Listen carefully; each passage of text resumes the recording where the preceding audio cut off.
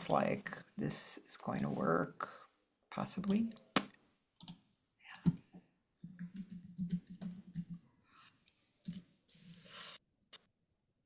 Hey, ladies and gentlemen, cutting and pasting. And we're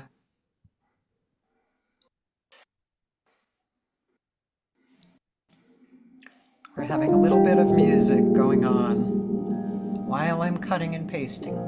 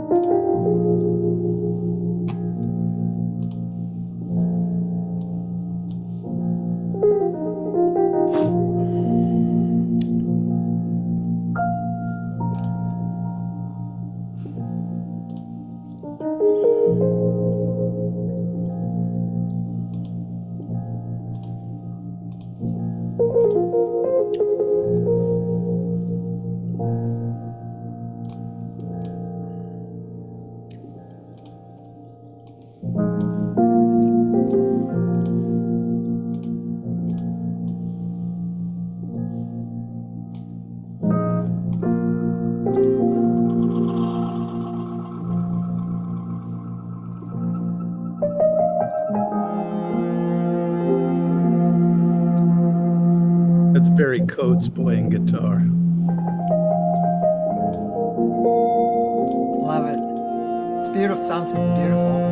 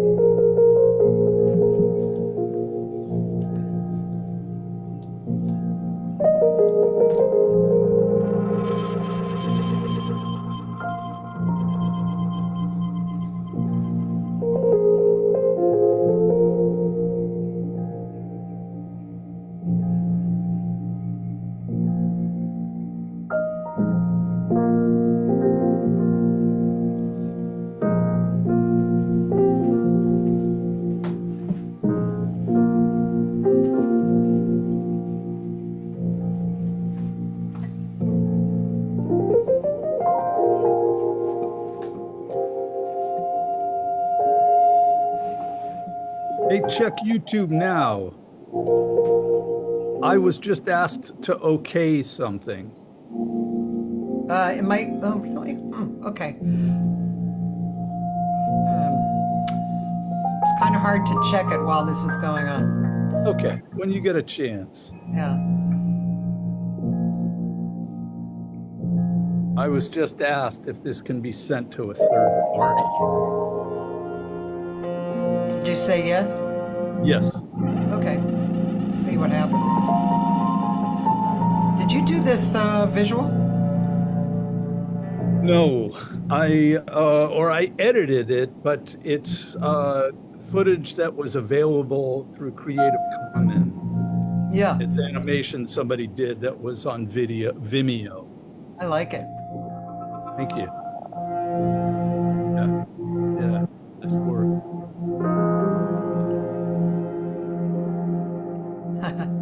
It's really nice.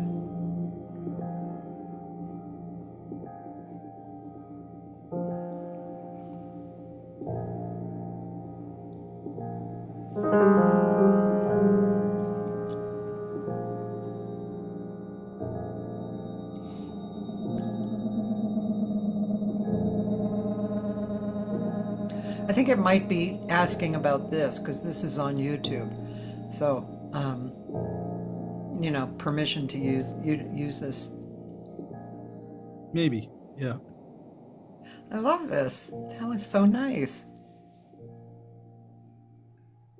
The boy, the visual was perfect for that music. Really nice, beautiful.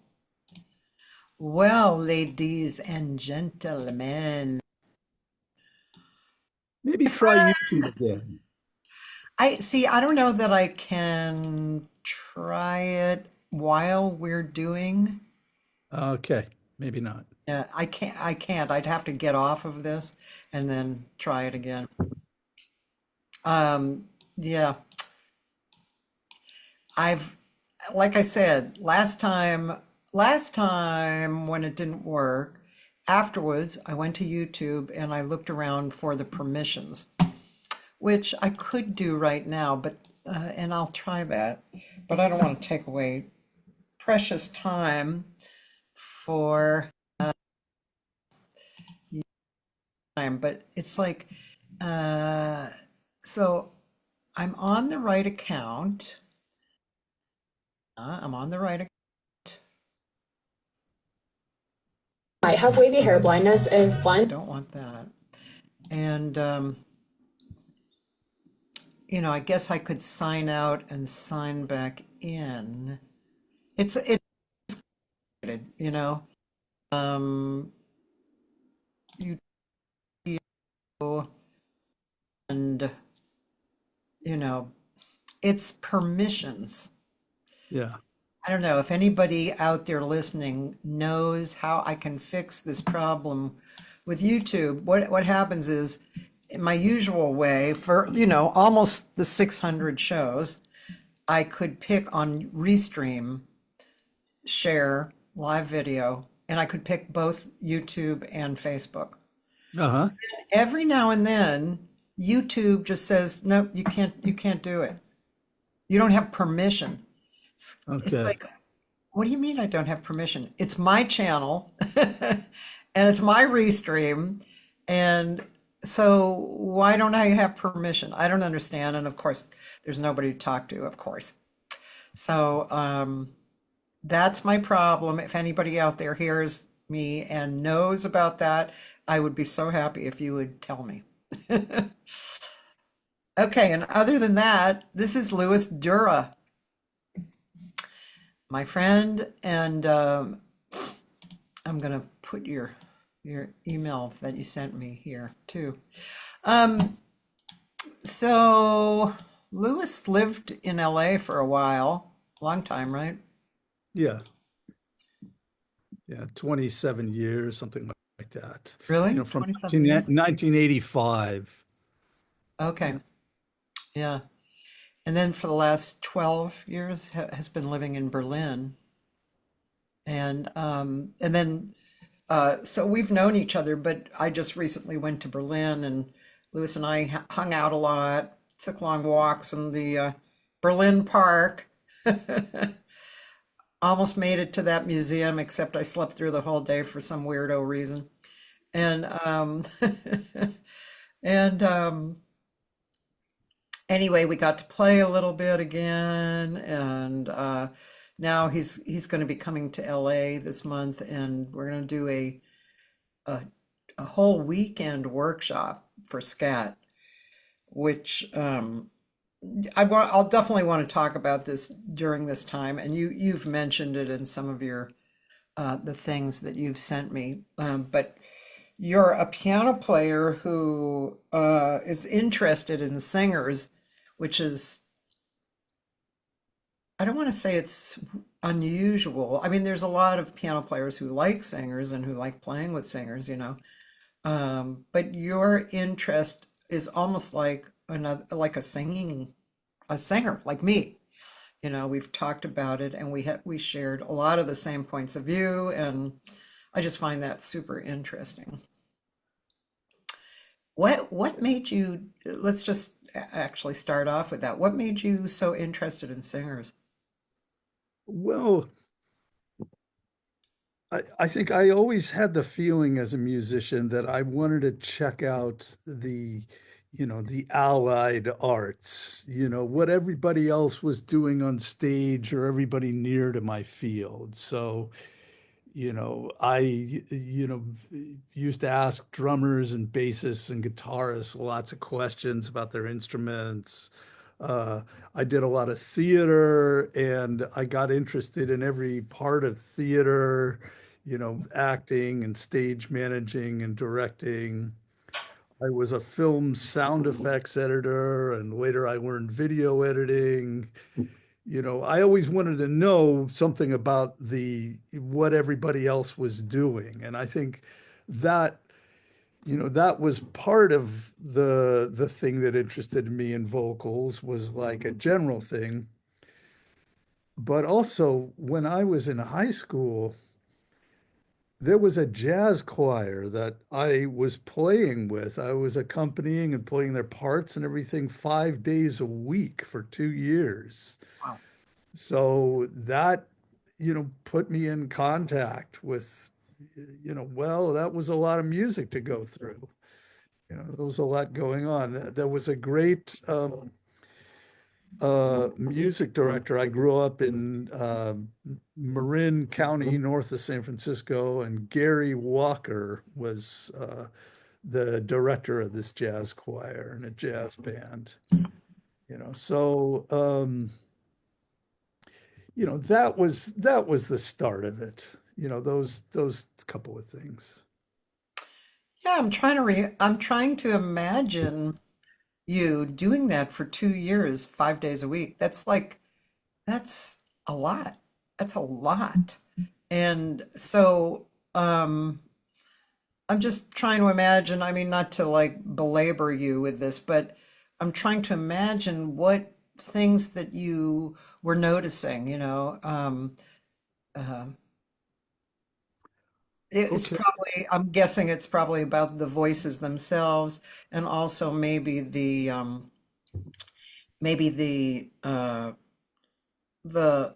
way the writing was of the choirs, the voices, which voices were doing what. I don't know.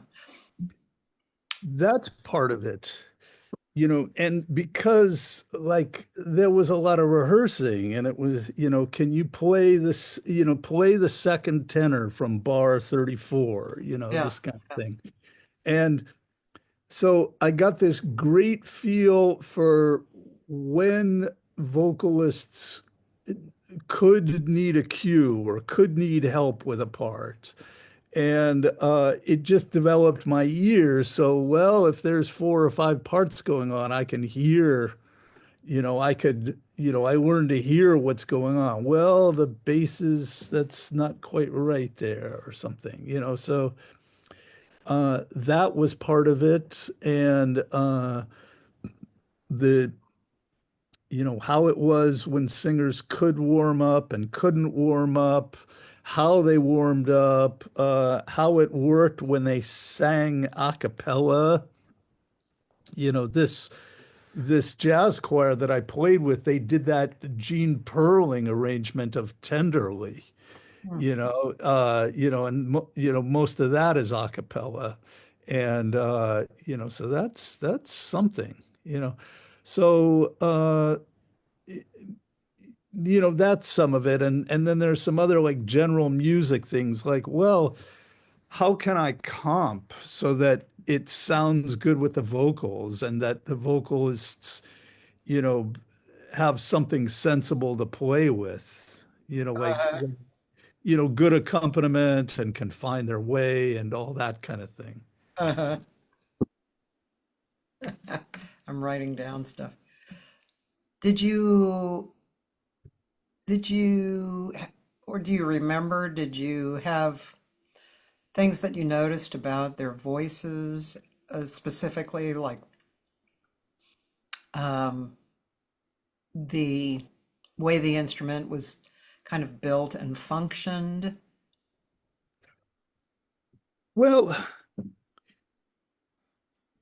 some of this like some of those early experiences were with high school singers or with junior high singers, so they were not high-end vocalists Yeah, and they weren't mostly. developed yet. Yeah. Yeah.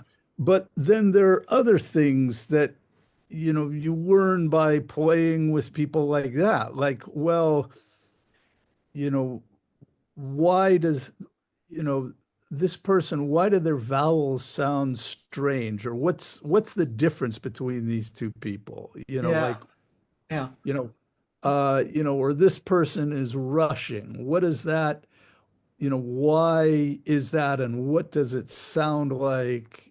People are more and less disconnected from the rhythm section, all those things. In the long run, it was kind of great working with amateurs and, hearing everything that could happen. I also was a theater music director starting as a teenager, and some of those some of those were very good singers, and some of them were kids. It just depended which show. Yeah. I know But you, the thing you just said, like really about the instrument and specifics like that, that came later. yeah, okay. Yeah, right. When your brain was more developed. Yeah. I know, I know one of the things that you did that I was aware of in LA was that were you the MD for Mark Winkler's shows? I was for one of them, Play It Cool. And then I wrote some songs with him too. Oh, okay. Yeah, Yeah, that was cool. I remember the theater. It was across from the Gardenia. Was that that's where right. Playco was? Yeah, yeah, I remember going to see that. I Long think time that's ago, man.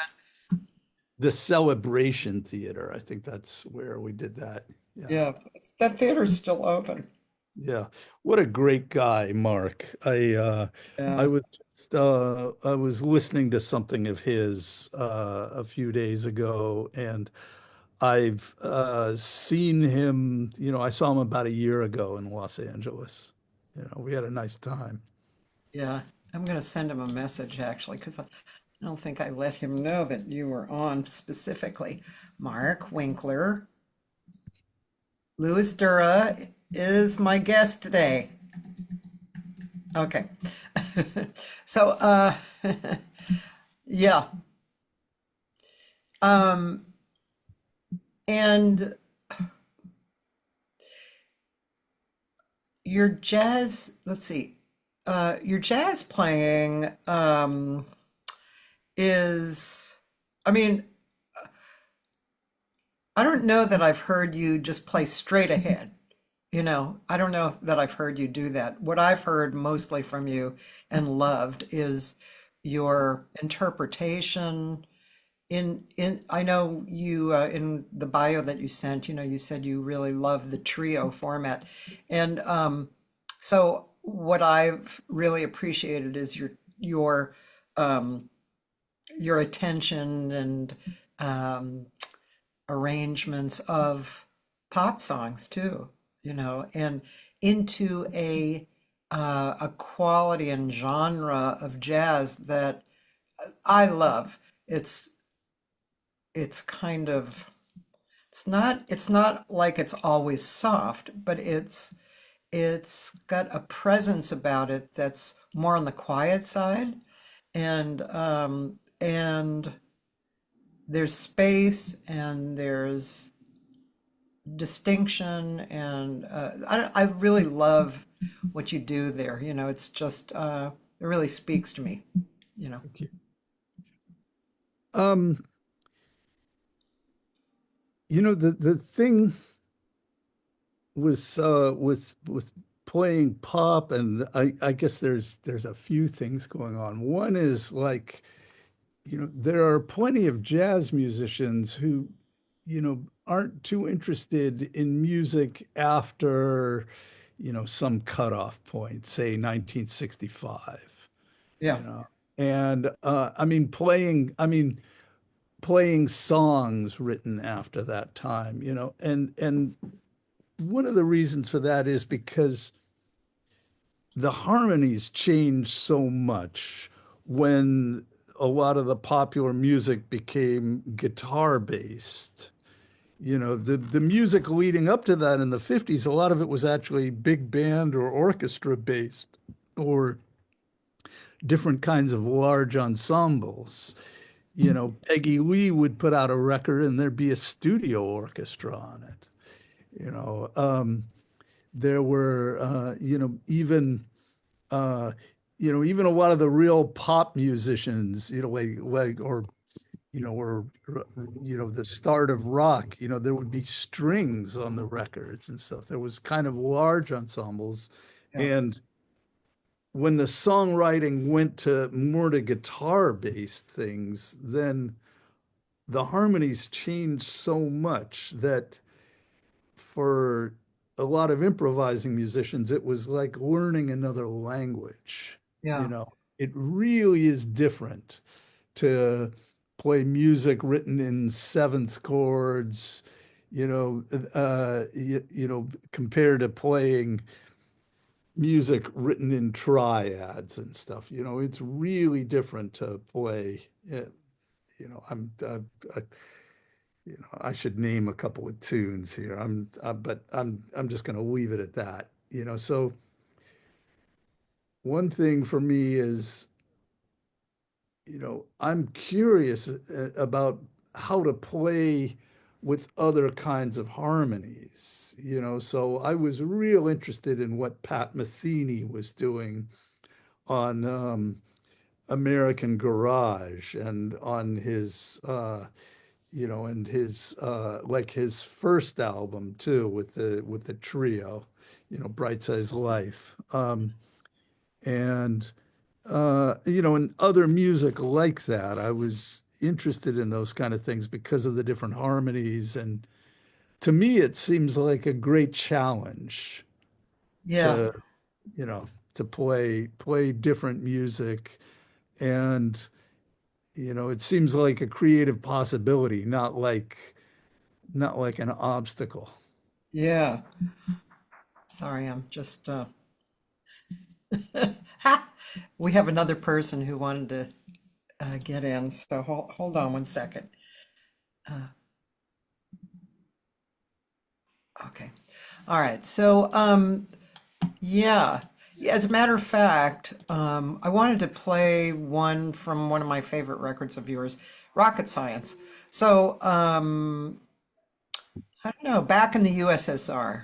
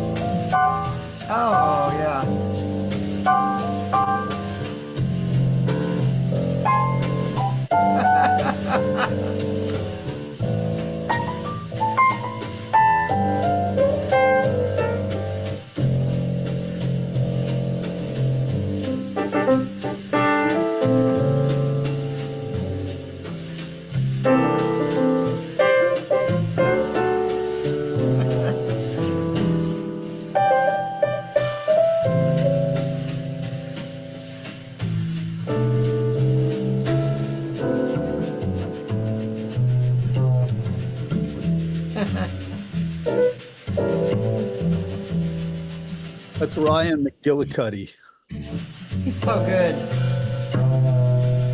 Jerry Caliph.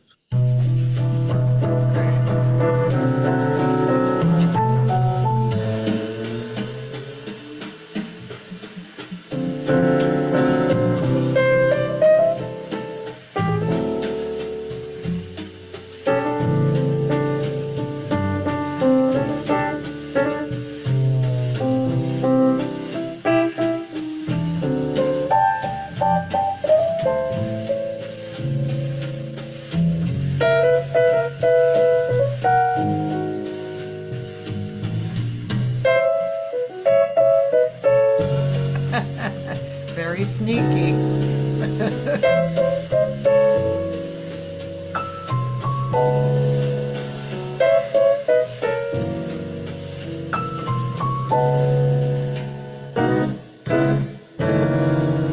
Love it.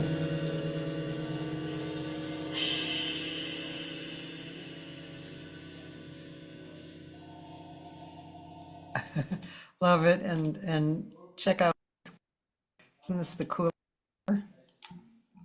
rocket science? Yeah. I love this cover. Thank you. Who did this cover? Keo Griffith. He created that. Yeah. He does my covers. Ah, great. I love his covers. And a few times I've actually had Brad Dutz's wife, well, one time maybe, Brad Dutz's wife do a cover of mine. You know, she's Okay. really good artist. And anyway, yeah, Roland says he loves it. Isn't that the coolest, man? I love it. So, yeah, Ryan McGillicuddy. Oh, he's a person I really always loved. Great bass player, and Jerry, of course. Yeah, really good, really good. Did you ever in your career of playing, did you ever play kind of straight ahead, just regular straight ahead? Well, sure. Um, I was a jobbing musician in Los Angeles, so one of the things going on was like a lot of people, I was getting called to play parties or art openings or things like that, or play on small recording sessions, and so yeah, sure I did. And then I would I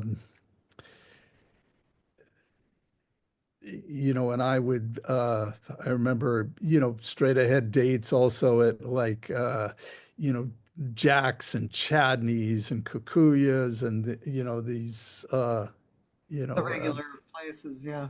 yeah, yeah, you know so I think when I recorded, I wanted to write and I wanted to do this other music. I wasn't as drawn to recording straight ahead music. There are some things. Sure, there are some things like that I've done, but I could name a couple of tracks or something, but I just was drawn to, I wanted to document other things. Yeah, yeah. And you compose too, right? Hmm. Yeah. Um, and what about now? Do you get much time uh to have sessions with people and just play through your music and Well, I call uh, a lot of what I'm doing, playing with people is accompanying vocalists, and then, we're not playing much of my music in that, there's there's a duo with a sax player and a bassist in another city in Nuremberg, and they play music of mine. And we perform maybe 10 times a year. I have to travel every time we perform, something like Yeah. that. And then, we always play some music of mine. Other than that, I will call musicians and then we'll play music of mine. If it's like if I have somebody come over for a rehearsal or something, we'll probably read things of mine. Yeah, yeah. Did you tell me recently that you were starting a jam session or? Well, I've got this atelier space, where I'm sitting right now. That's the piano, Yeah. and I'm thinking about what I could do here, and if 20 people show up at once, I'll just have to turn them away, Yeah. and I don't have like, I'm trying to think of ways I can do it. And now I'm just thinking, well, maybe I should just start inviting people over one at a time more often than I have been doing. Yeah. Maybe that's just the easiest thing because then there's nothing to prepare. Yeah. Yeah. It's kind of a trip, isn't it? It's like for me, I'm always looking for a venue for some reason or another. Like right now, I've been looking for a venue for a friend of mine from Australia who's a fantastic jazz singer named Michelle Nicole. She came here last year and she made a duo record with the guitarist Larry Coons. I And it's, met her the after you had left. She oh, was in right. Berlin. You put us in contact, and we just she was on her way to, I think, Prague. Denmark to play. Oh, And Prague or Newton or where did I go after went to you Berlin? went to Norway. Norway. Yeah, I think she went to Oslo. Okay, okay. So anyways, we met and just I hung out with her and her husband for a couple hours. We had a nice time. Yeah. Yeah. She's So real. sorry. She's real, you know. She's really great. Anyway, but so they made a really beautiful CD, a duo CD. You're going to enjoy listening to it. Anyway, so she's coming here to do like a little CD tour, and I've been looking around for venues for that.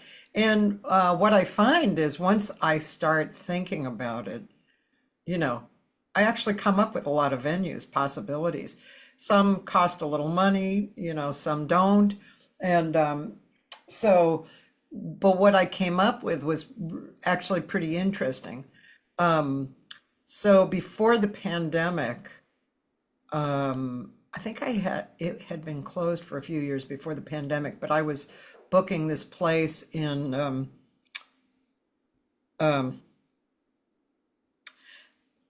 I was booking a place downtown. Wait a minute. Oh, okay. I was booking this place downtown where across from Disney Hall called Olac, which was and still is a really good vegan restaurant. And it's really interesting. You walk straight back, there's a door, you open the door, and there's this club, like kind of like a little New York style club, and holds about 60 people. There's a little stage, lights, sound, and it's part of Olac, so you get great vegan food. And I booked that for 2.5 years. So actually, it's open to me again. So I'm going to put the CD party in there. But now I'm starting to think again, now that it's kind of come around again after several years, that maybe I can create events. They don't have a license per se, so can't set it up through them, having like music, but I can bring in an event. So, but it's interesting thinking about what you can do, like you were saying, you're kind of rethinking what you can do in that space. Yeah. And when you start thinking about it, there are there are places where we could go and even just that would welcome a little jam, even like I mean, I've thought of often, although I haven't really worked hard at it, like art spaces, art galleries. I mean, yeah, they would welcome people coming over and especially kind of quality and playing through music and stuff. But yeah, there's so many places, and I would imagine in Berlin there's a lot of places. And when I was there, it struck me that a lot of, well, it seemed like the crowds where I went were really interested in jazz. There was a lot of people interested.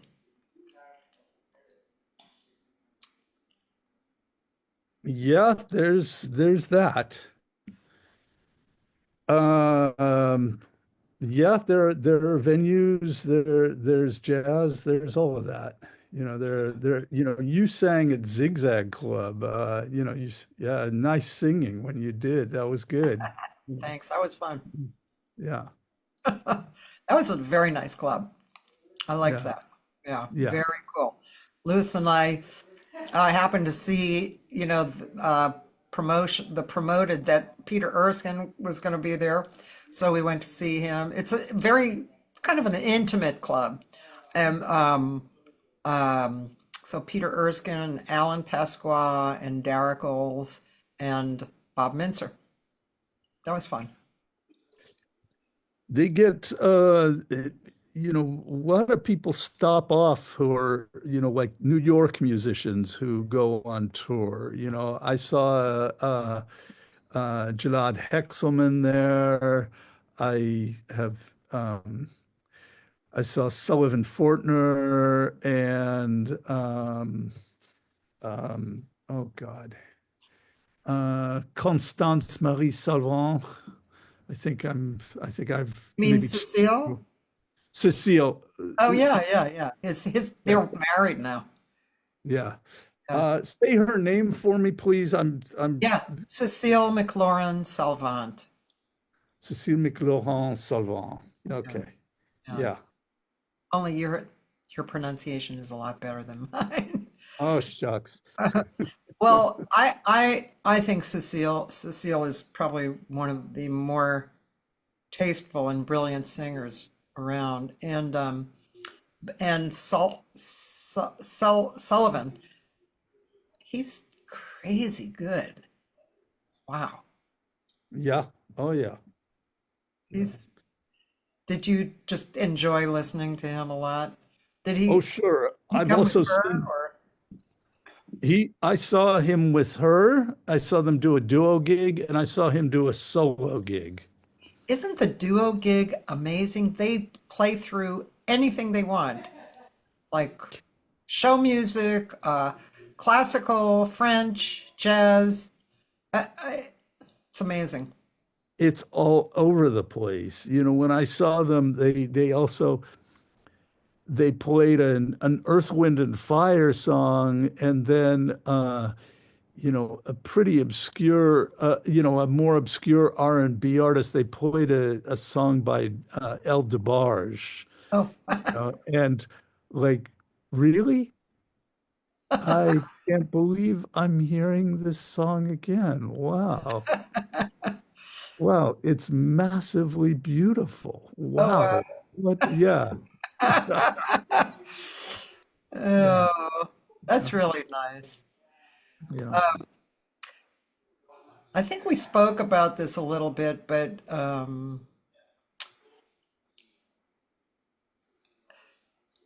when they're, what, let's just put it in this way. What overall bugs you about um, musicians when they're doing something or they're not doing something? I don't want to point fingers at people, but just in general, what things kind of get to you? Like, I wish they wouldn't do that, or I just can't continue listening, or you know. I don't know if bugged is the right word, but sometimes it's like, oh, we could hear this or this could happen or something. And here's an opportunity that, for something. And so I think this is pretty specific, but musician instrumentalists, like a lot of times the harmony moves on beat one. There'll be a new chord on beat one, and lots of times phrases start on one. And sometimes musicians are so focused on one and they're like walking up to one and landing on one, or they're filling into one or something, like the music is very one focused. And sometimes that just seems so obvious to me. Leave a hole on that beat, or why is everybody in the band playing one? You know, Right. that's I love something. that. That's good. That's a good one. I really Yeah, like that. Yeah. yeah. Sometimes I play with my friend Gary Fukushima, and he, I mean, he can do whatever he needs to do, but if he's free to do what he wants, he doesn't play on one a lot at all. And I have to, the first few times or whatever in the early days when I was working with him, and I was like, oh shit, hello, come on, hold your own Yeah, here. yeah. You have to kind of know where you are.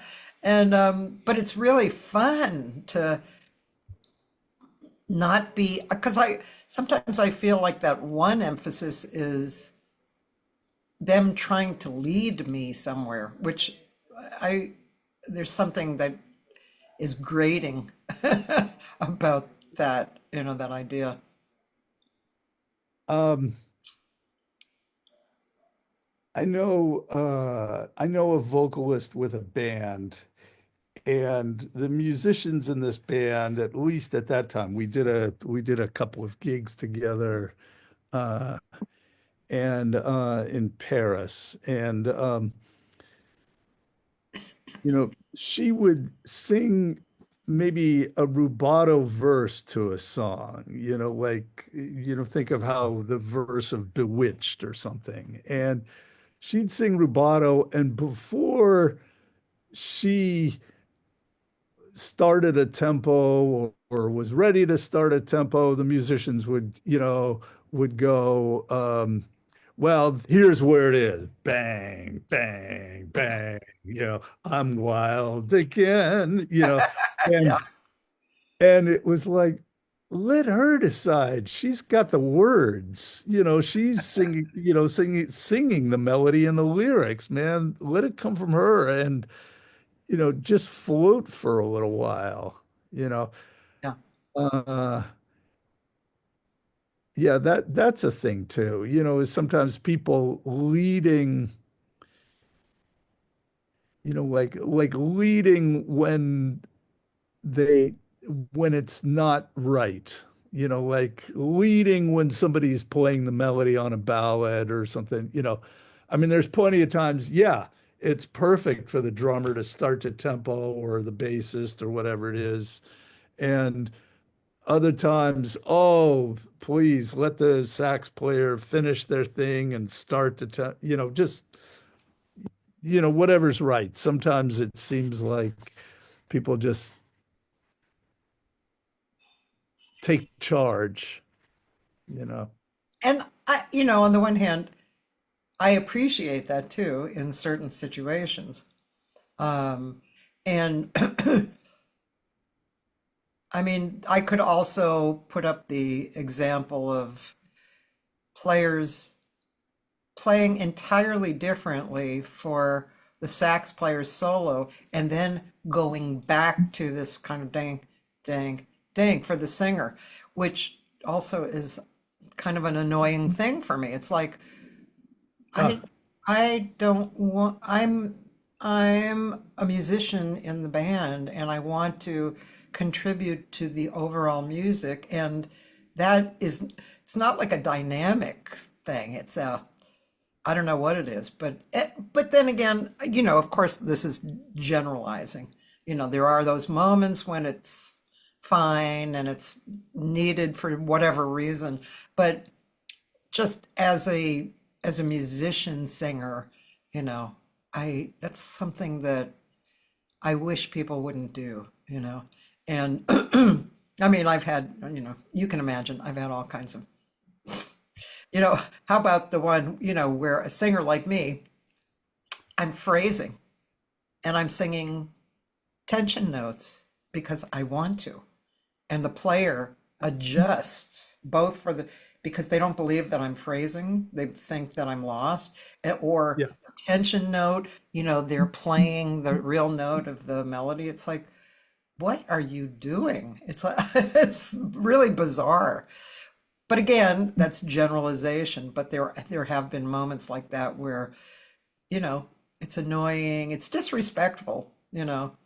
Um, but if they don't know me, I can understand. But I would imagine that a really good player would be waiting to feel it out, not just going ahead with some kind of forcing, the issue.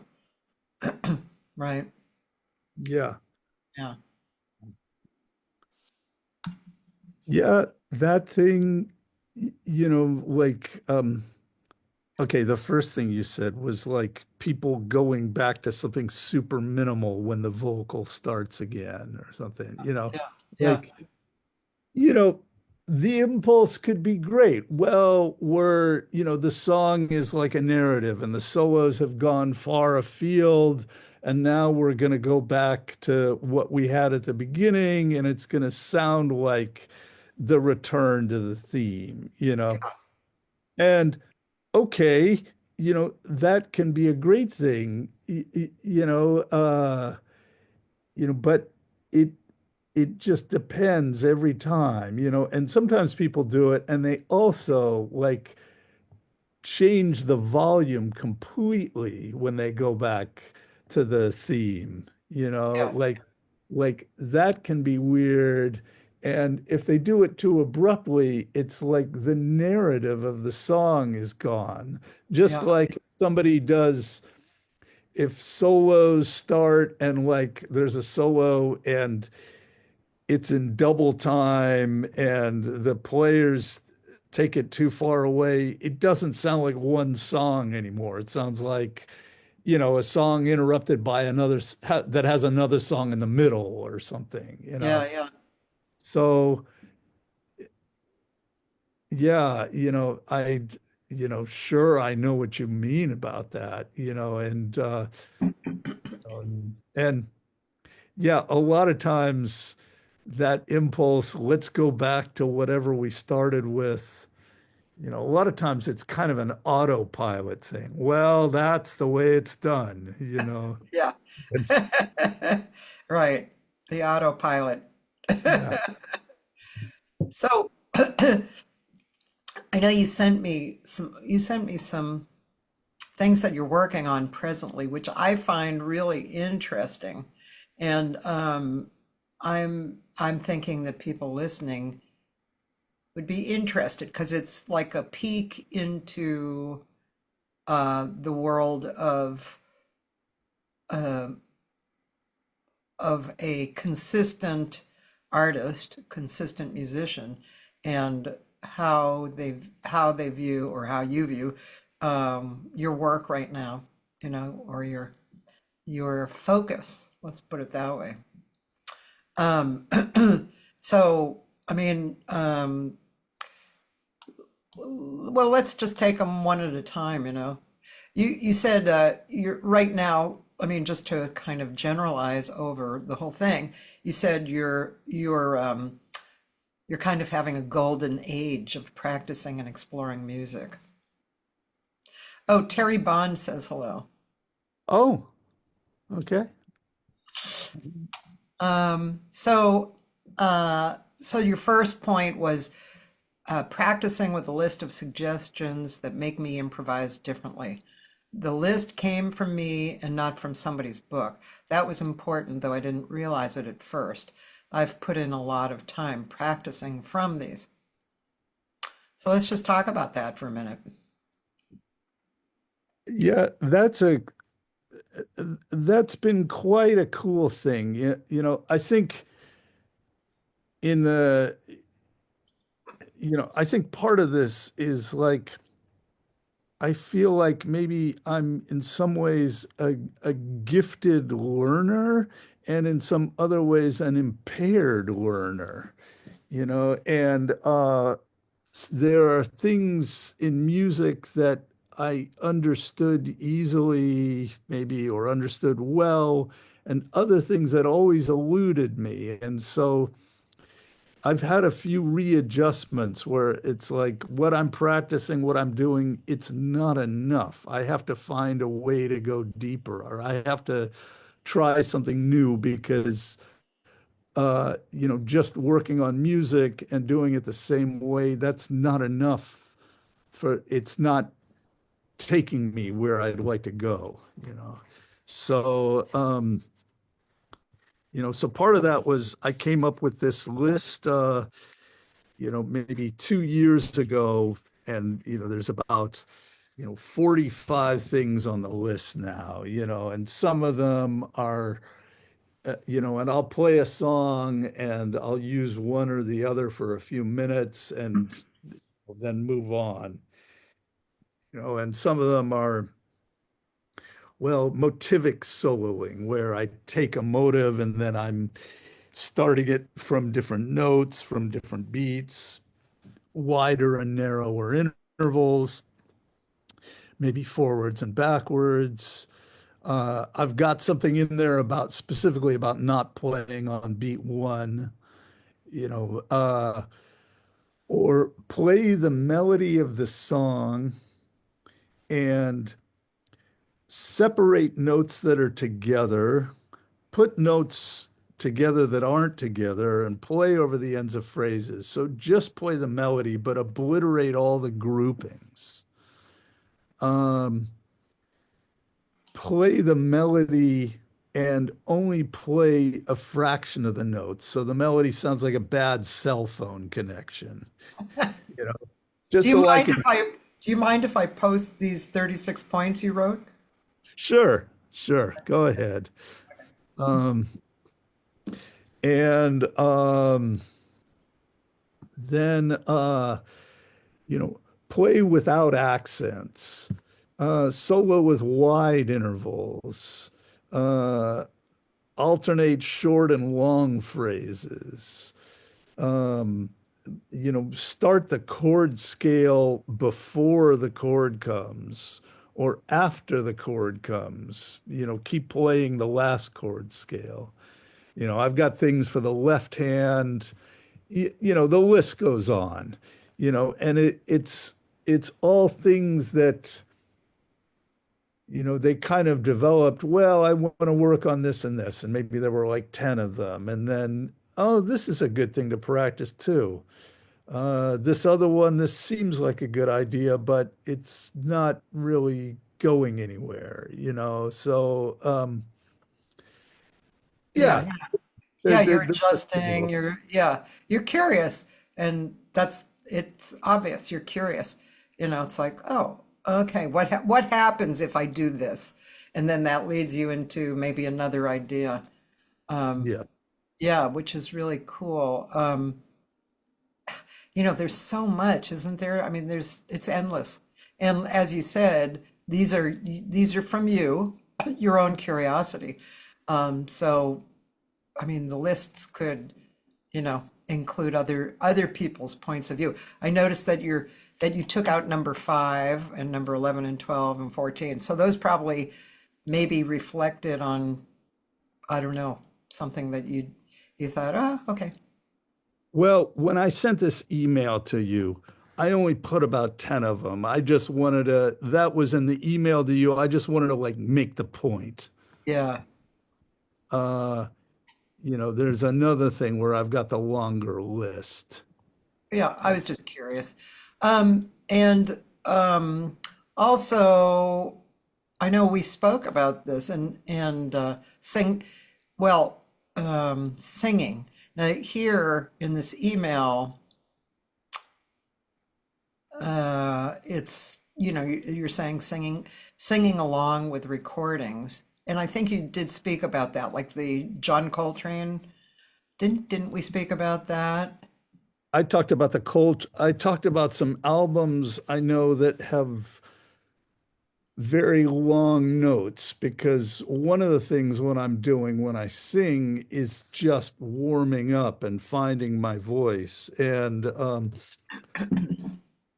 I actually, I'm kind of into doing that with recorded music, and I've found music that has a bunch of long tones, and so, well, there's a ballad album by John Coltrane and quartet. There are albums by Tomasz Stańko, the trumpet player. Um, I sing along with a couple of the Jakob Bro recordings, some sparse music, and then also Billie Holiday and Ben Webster, so I'm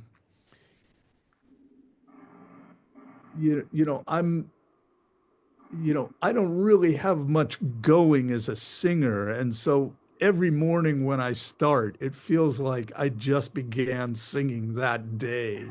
So it's a good thing to practice that way. Long, slow music, you know. Well, I have to say that I remember when you were singing when we got together, and your phrasing is kind of spectacular, you know. Great. Yeah, I mean, it really is.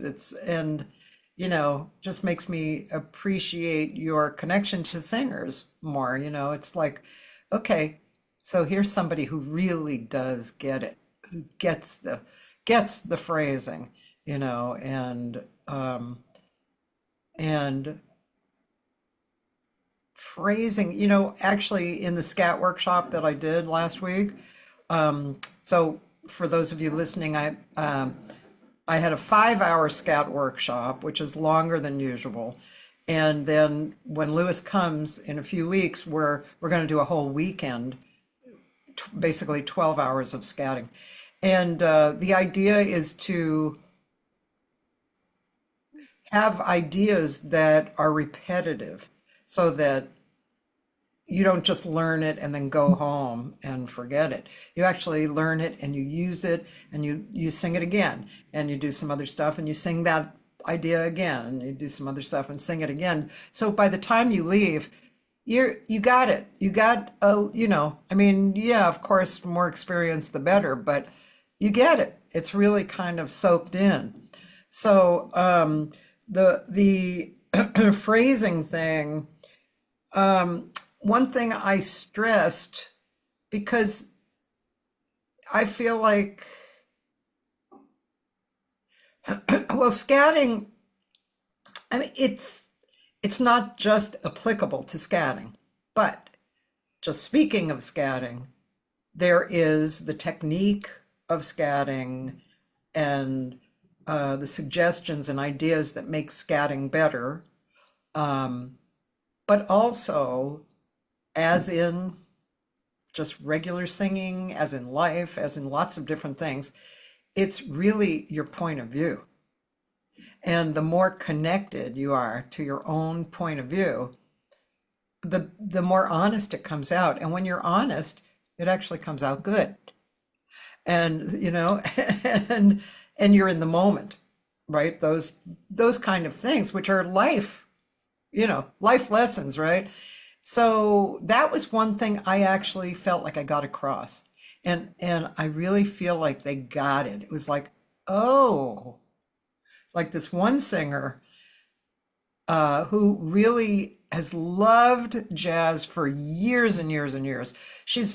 Most of her, problem has been that she's been incredibly shy and just, like kind of self-doubting a little bit, but she's been sitting in with a band for a long time. And I mean, when she was scouting, it was like, yeah, man, she was really, there was some really cool stuff that she was doing. And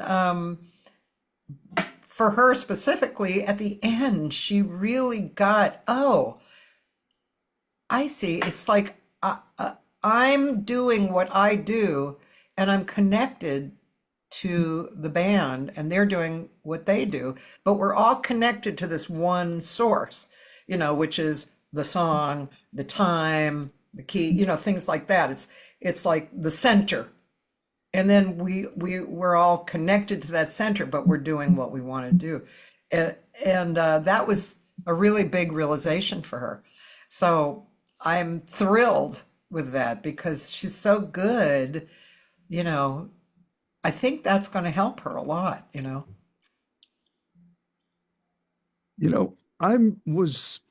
I had a couple of workshops for vocal improv here, and uh, I've done four of them now, and and a couple of times this question has come up: why should we learn scat? Even though it's people who signed up for the workshop, still they would say, well, I'm interested in having this freedom, but I'm not interested in scat or something. And then they say something quite limited about what scat is to them.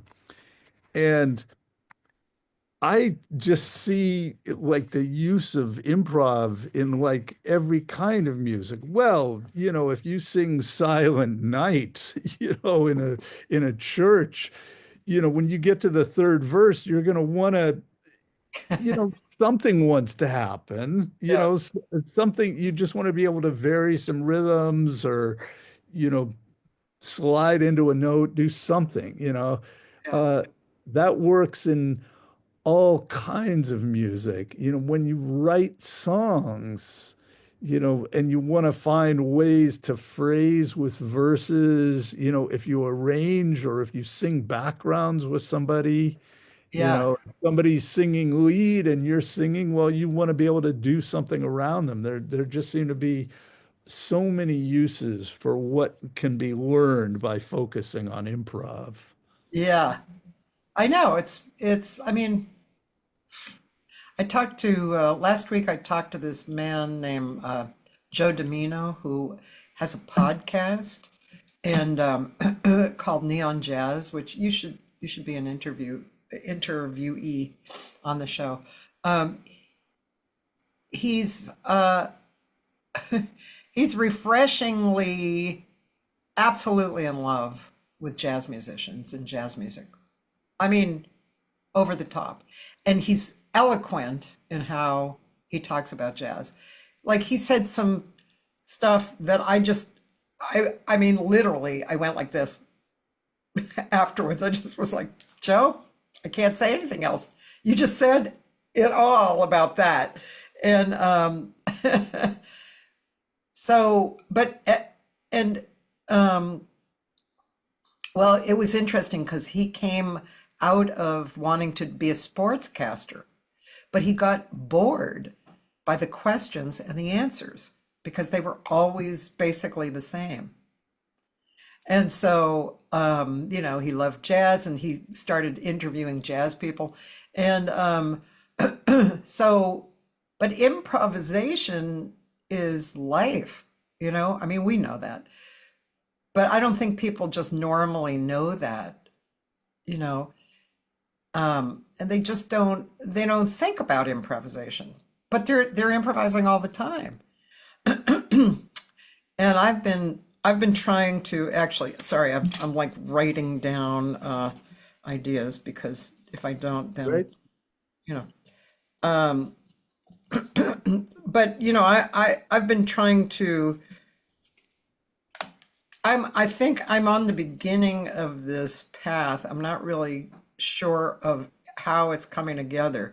It's a promotional path, and it's not like I haven't never been working on it before, but it seems to be kind of taking a different form right now. And without going into major details, it's just like coming up with ideas on how to invite people in to jazz to experience not only jazz, but an understanding that kind of bubbles over into their regular life too. Like, for instance, like catchphrases, like jazz is a feeling. Like, if I said that to somebody who's not really a jazz person, maybe they think about that for a second. What does that mean? Jazz is a feeling. They might get curious.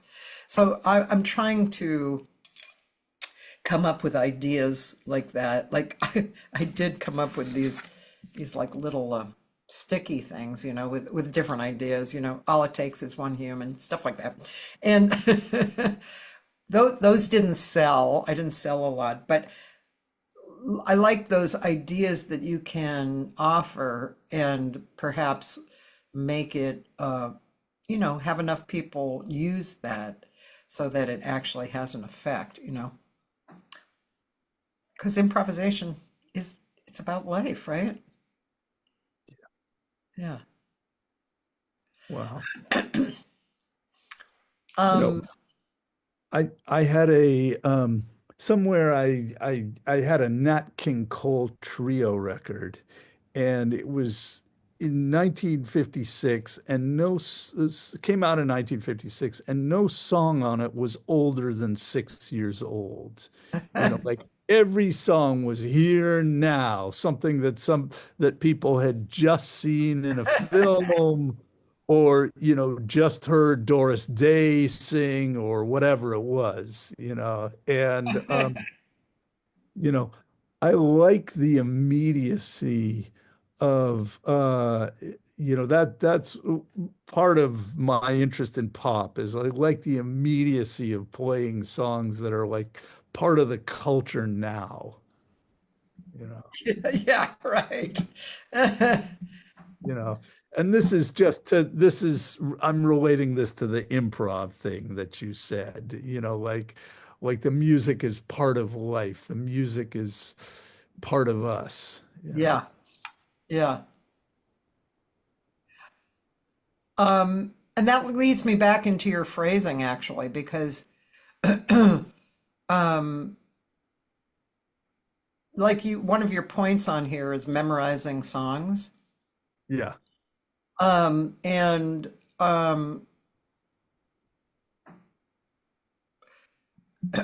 well, your phrasing is so good because the words mean something, you know. They're not just like there's that one spot in there's somebody that I'm longing to see. Is that right? Yeah, someone to watch over me. Where it goes. So musically, it was a spot where it was very nice to pause. But when they added the lyrics, it was not nice to pause there. Some I may not find the man some girls think of as handsome. I mean, that just always, it was like, no, no, that is so wrong. The musically it works fine, but no, when you add the lyrics, no. So, do you memorize, well, I don't know if you memorize songs with lyrics. Well, that's kind of got a lot of different points. You could, anyway, when you learn a song with lyrics, um, is there a way that you personally go through the song to make it your own, or does it just happen naturally?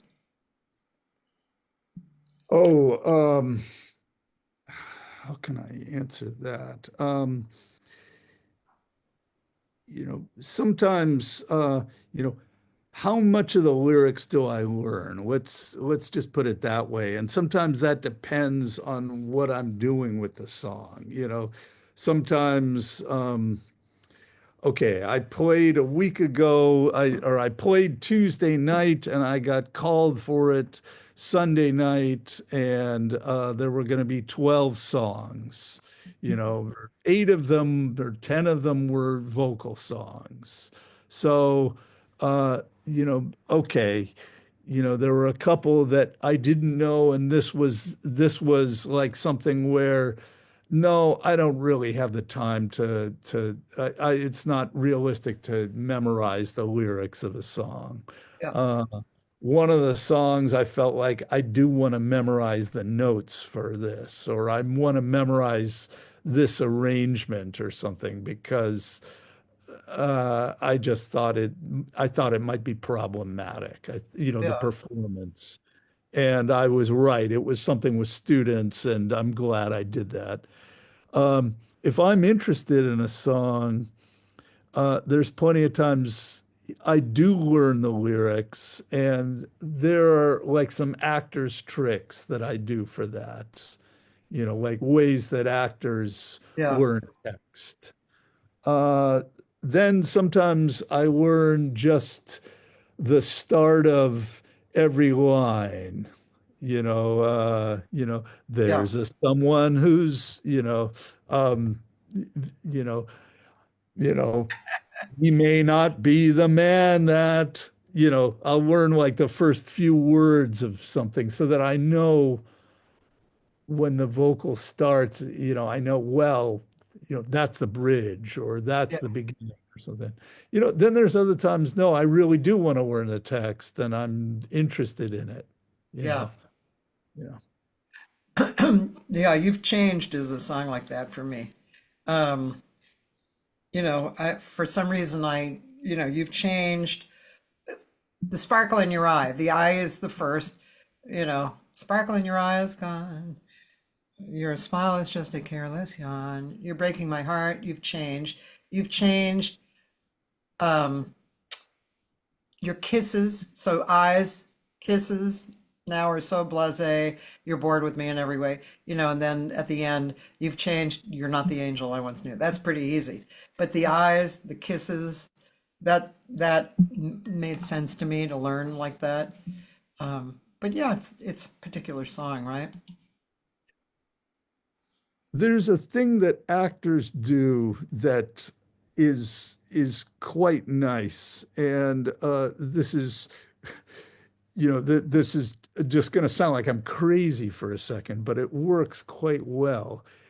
A lot of times if we say things always in a vocal phrase, then we memorize the spaces, and the spaces are part of our memory. So if I sing, if the song were My Funny Valentine, Sweet Comic Valentine, you make me smile with my heart, your looks, and so there's this way memory works where we're actually going, My Funny Valentine, Sweet Comic Valentine, you make me smile with your heart. That's like the way our brain is working is in these like little pack things. And so there's a great way to get freedom just by writing only the first letter of every word and then saying text like this: My funny Valentine, sweet comic Valentine, you make me smile with your heart lips are laughable, unphotographable, yet you're my favorite work of art. Is your figure less than Greek? Is your mouth a little weak? When you open it to speak, are you smart? So talking with no pause, and it doesn't have to be fast, Yeah. but this idea of, my funny Valentine, sweet comic Valentine, you make me smile with your heart. So, and like working on learning text that way, then, it's not stored in the brain in little packs, and you've got more freedom when you sing and when you improvise. Then it's easy to my funny Valentine. I'm not going to think about breathing right now. I'm just Yeah. Yeah. mess around with notes one thing at a time. Sweet comic Valentine, you make me smile with my heart. Your looks are laughable, unphotographable, yet you're my favorite work of art. like, so I'm trying to like get freedom from doing that Yeah, way of yeah, working text. yeah. And you're focusing on the notes, which there's, that's a big part of it because when you are singing, you're a singer. Like that's a tenor player, that's a piano player, you're a singer, and it's how your notes are. It, the relationship of your notes with the chords is half of it, you know. Bum bum bum bum bum bum, and especially add in the phrasing, and now you've shifted which chords you're relating to with the notes. So yeah, which is why, I always start off in scat workshops with the chromatic scale.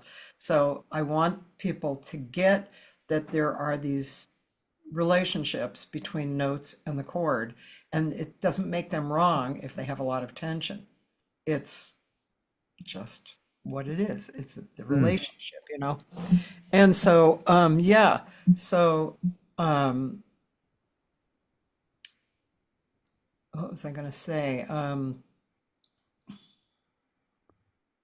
We started talking about text first, and Yeah, then choosing notes and relating the notes to the chords. yeah.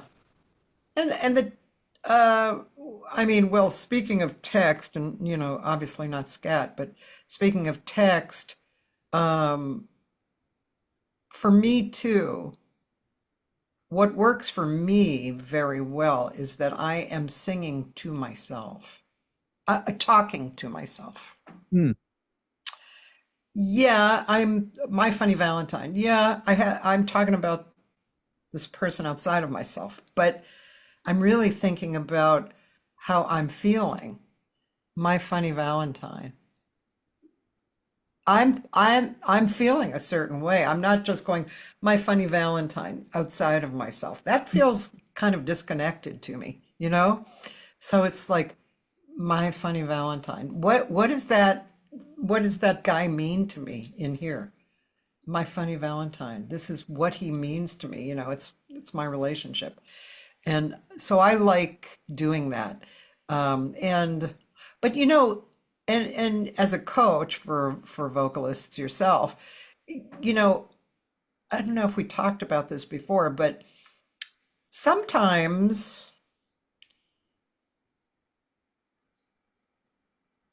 I'll hear a singer and well, first of all, let me say Carmen McRae sang with literally every word meaning something, which is a lot of creative attention.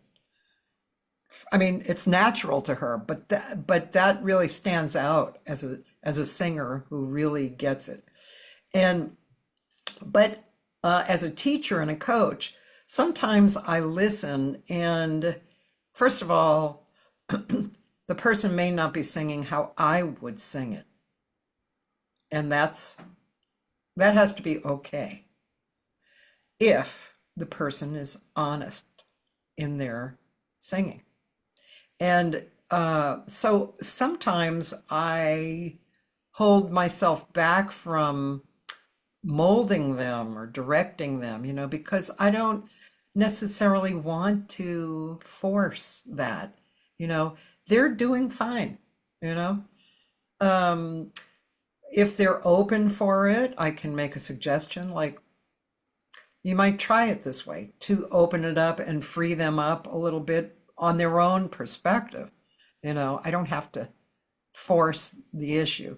Having said that, sometimes students are in the moment where if I do make that suggestion, they like adopt it as hardcore, which that's not my purpose either. You know what I mean?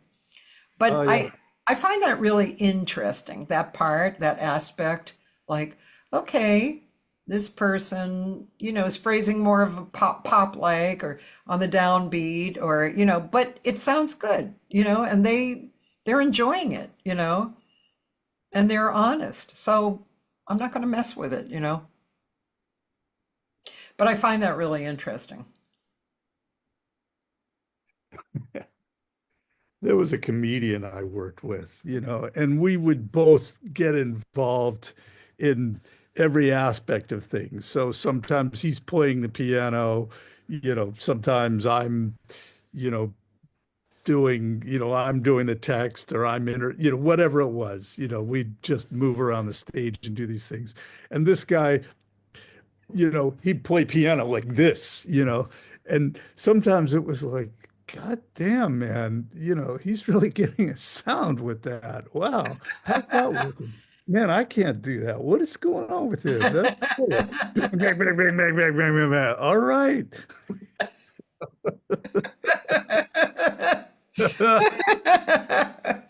That's really funny. Yeah. Oh man. I have to tell you, I haven't told you this, but so for those of you listening, my piano playing is, as they say in Japan, mama, and which you can imagine what that means. But I can play in time. I play chords that aren't terrible. I can play little intros and little outros. I can't really solo, and I can't really walk bass. I can change keys pretty easily, actually. And then, so I've taken lessons over the years, and I asked Louis for a lesson. And so what was interesting, and I must say I haven't been sitting at the piano a lot, but I've just been busy, and I went to New York and blah, blah, blah. But when I was sitting down and trying, and I think the most valuable words you told me was expect that it's not going to sound good for a while. So instead of waiting or demanding, no matter how subtly in myself, that whatever I'm doing is going to sound great, it's freedom to sound bad and to experiment. So that was quite valuable. Also, what I found, because I did practice for a little bit of time over 2 weeks, I found that I was actually sitting at the piano and messing around too, like separate from the practice, which, Louis, I haven't done that for a long, long time. I mean, when I write, I sit down and I might mess around a little, but I don't just sit down with my relationship to the piano and mess around. I have not really done that, or not for a long time. So I thought that was fantastic. Wow. I really liked that. And what I was telling Louis was, okay, musically, I know a lot. So usually when I get lessons, people are expecting that I know a lot about the piano, and I don't. So I told Louis that, and I think he approached me with this experimentation and curiosity. What would happen if I did this? So, which is creativity, curiosity, right? So, anyway, that was a win from our lesson. Thank you. Oh, cool. Yeah, Yeah, it's it's ridiculous that people try something new and expect it to be good right away. You yeah, know, like, like we all know that, like, the first time we pick up an oboe, we're not going to be able to make a sound at all, yeah, or a trumpet or something. We're yeah, not going to be able to get a note, you know. Everybody expects that, but if somebody sings and you say, try this new thing, or if somebody plays piano and you say, try this other thing, then there's this expectation, well, I play this instrument, and so I'm going to do this and it's going to be good. And the first time I do this, it's going to be good. That's ridiculous. You have to be able to, like, just throw things against the wall and look at them, yeah, yeah, watch them hit the wall for a while. yeah. So valuable. That really is valuable. I'm going to play another thing because I actually must go to the ladies' room, and so this is a good way for me to go. So I'm going to play it from this Spotify because I really love this record. And let's see, what should I play from this? Should I play? Maybe 9/11 is or maybe yeah, or maybe One Love. I don't know. I don't know. Are these your One Love, songs or 9/11 is mine. Yeah. yeah? Yeah, that's yeah.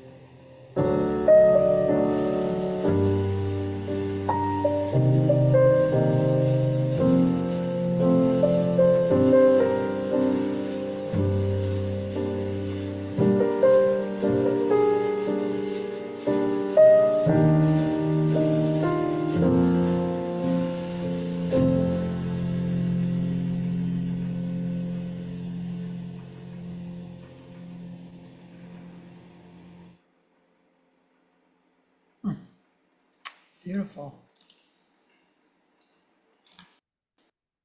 Beautiful.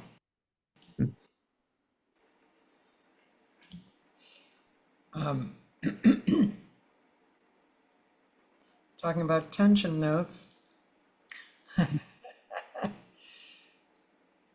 That's it's called 9/11, and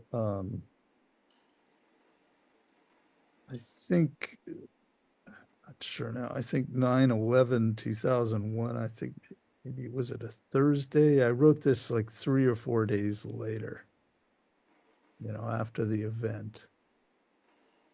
And uh,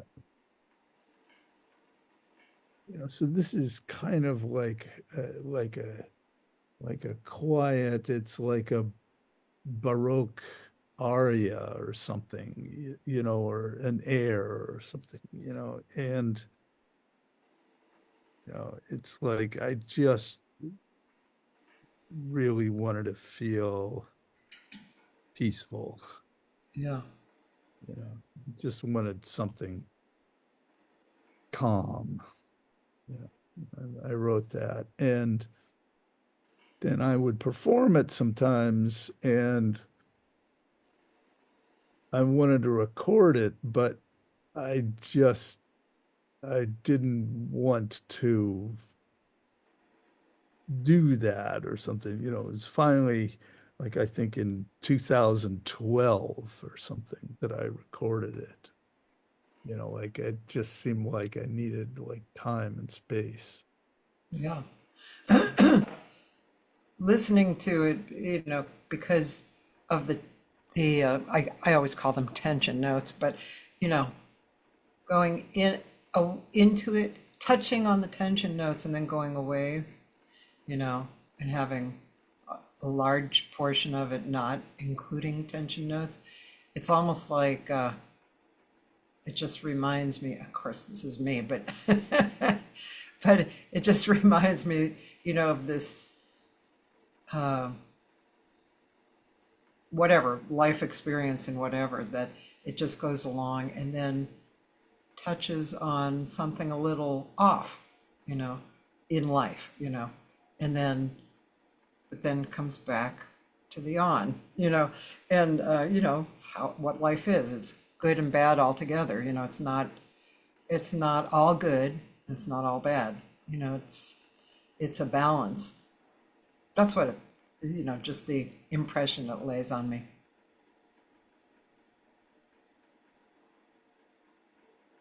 Um, there's this thing that happens, it definitely happens with piano players, and I've got a few students, like there's this thing where people like feel like, well, if I play the right notes, it'll sound good. I just have to play good notes, you know, and there's a student I had who, you know, would like was a little too concerned with that or something. And so I had such fun sometimes making like his orderly view impossible. You know, here, when you get here, play this. Yeah, yeah, I know. Do it anyway. You know, you know, let's let's hear it. Okay, now how are you going to get out of that? Right. That's great. Yeah. I have a friend here. He's a guitarist. He said, "What thoughts do you have about the European music scenes in general? I am applying to Jazz Campus in Basel and the Amsterdam Conservatory for my master's in composition, and any insight helps." Okay. Well, one thing is that there's an idea, that's been around for a long time that like the musicians, the Europeans don't swing or they don't understand jazz phrasing or something. And, you know, maybe that was true at some point. but when I close my eyes and I'm in a club, when I'm in a club and I close my eyes and I'm hearing, you know, uh, a German rhythm section, a French rhythm section, a British rhythm section, or, horn players or something, it's kind of never happens that I hear something and think, yeah, that sounds European. That sounds, I don't know, Polish. That sounds German. That sounds Danish or Right. something. It sounds European.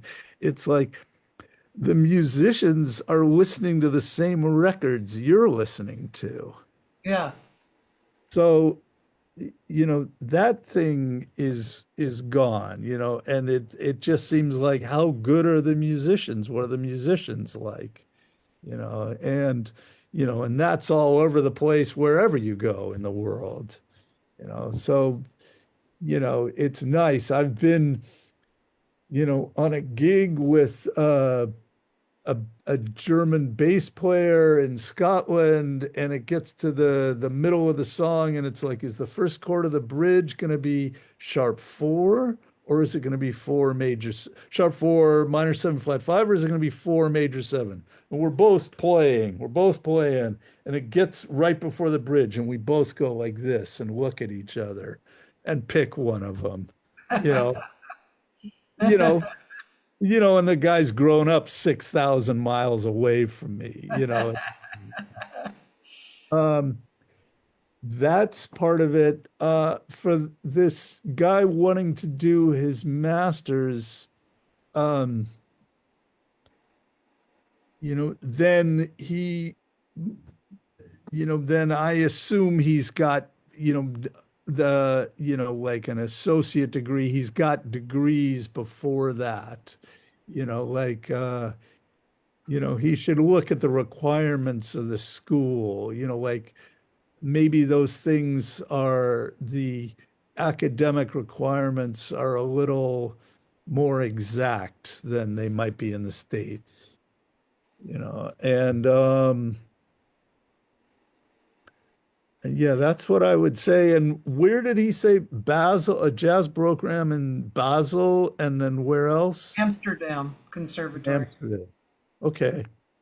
Um, yeah, I don't have anything to Yeah.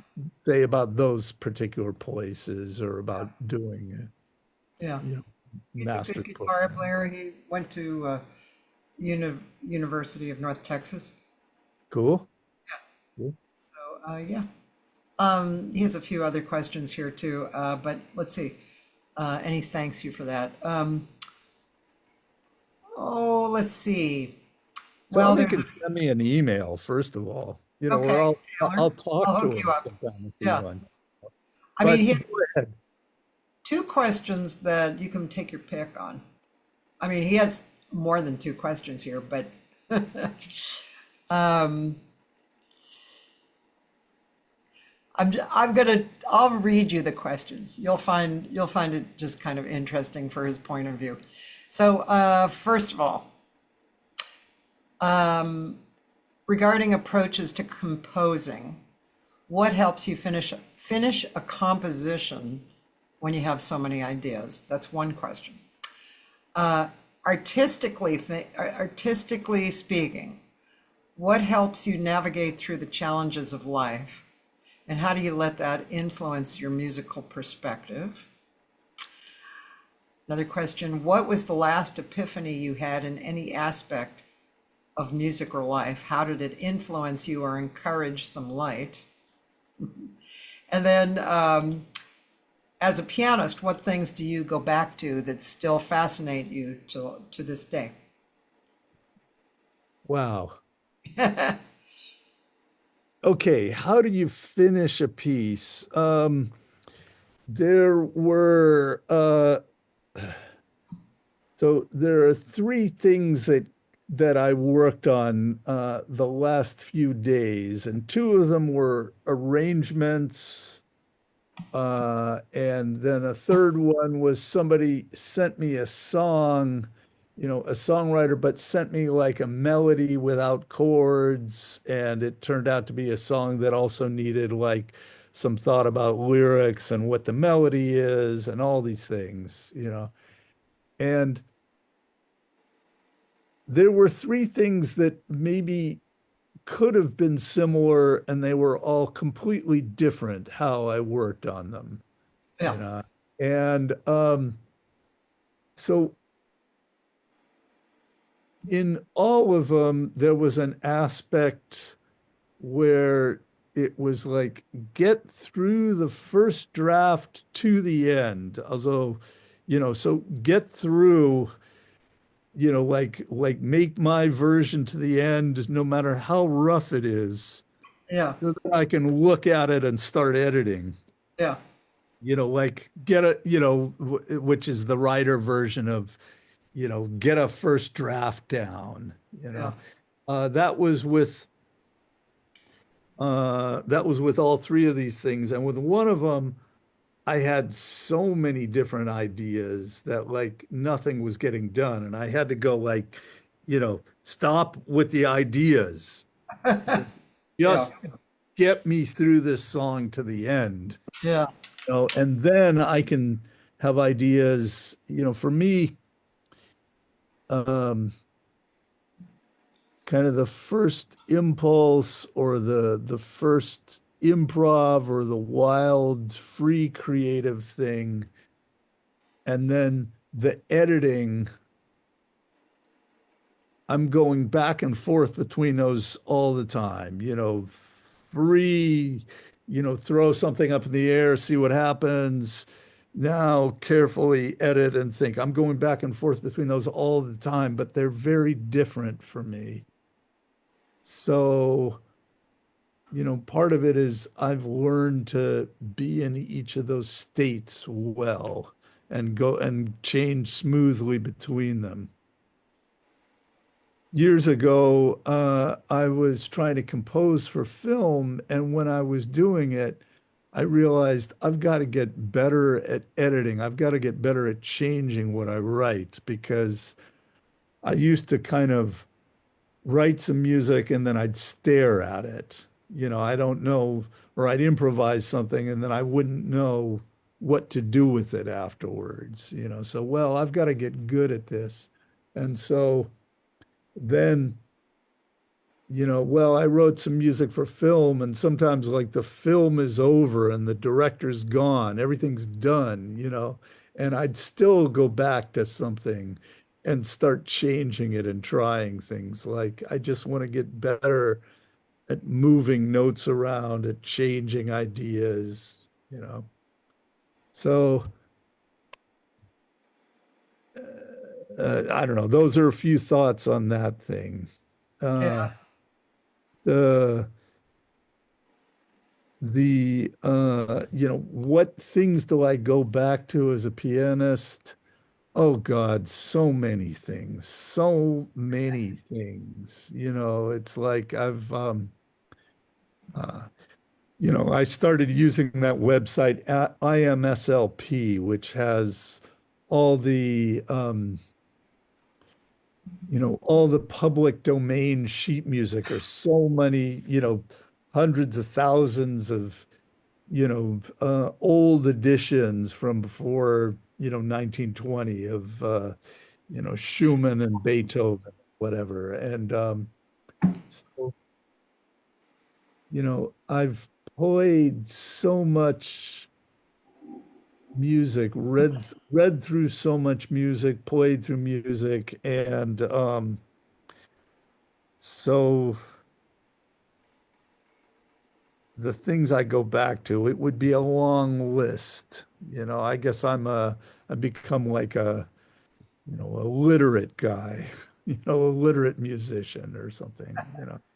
Yeah, I wanted to mention too, which you had sent me in your kind of first bio, and I think people would like to hear about that, is that you have a hand tremor and that you find that you practice in a different way, right? Because of it. you know, I'm sure there were people who would stop playing because of that, right? Yeah, it's another level of like so yeah, you know, you Yeah, know, right now it looks like this. It looks different at different times, yeah, and it's so there are many things it affects about how I warm up and play. And um, I think the simplest way is to say I'm always checking in on something with that. Just like, it's one thing if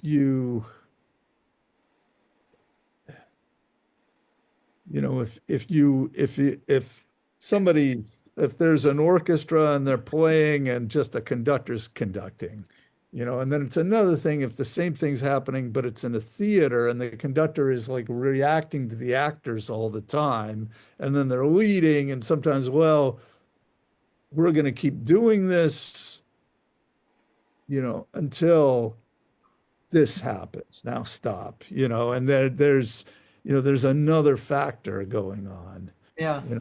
So so it's a little like that. I've got this thing and I'm like feeling how it is with my hands.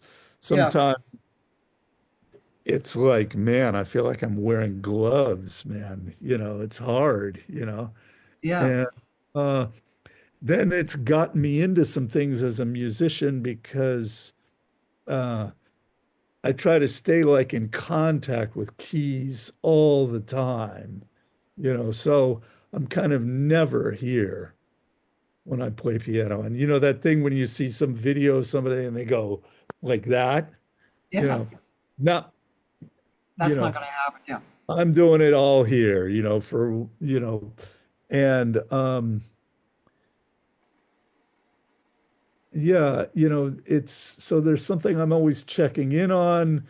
And strangely, sometimes that adds a whole other dimension to the music, just like the thing of accompanying dancers or something, accompanying ballet. Well, the orchestra sounds different and reacts differently and stuff, and things happen in the music that would never happen if they were just on a stage. yeah. Um, I've sung differently over the years because of this chronic cough that I have over the years, and which, of course, Peggy Lee had asthma, and Wow. that's part of why she sang like she sang. You know, because you never remember hearing her sing real out and loud and stuff. You know, um,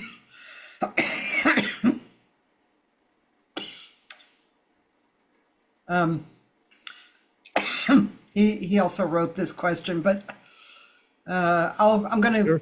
rephrase it a little bit. Do you ever feel stagnated?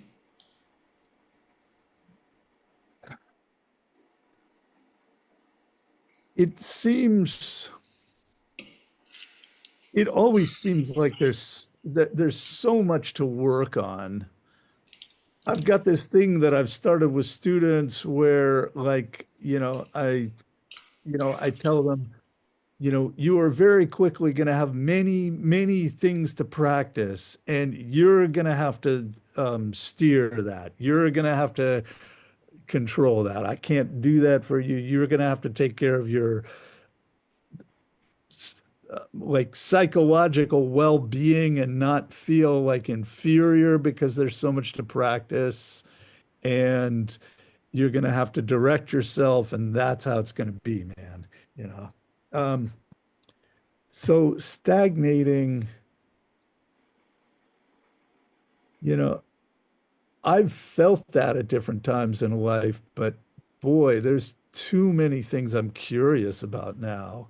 It just There's too many things that I'm working on. So when you know, there are plenty of times when I'm not writing, but the practicing thing gets really deep, so it's hard to, yeah, I don't think so.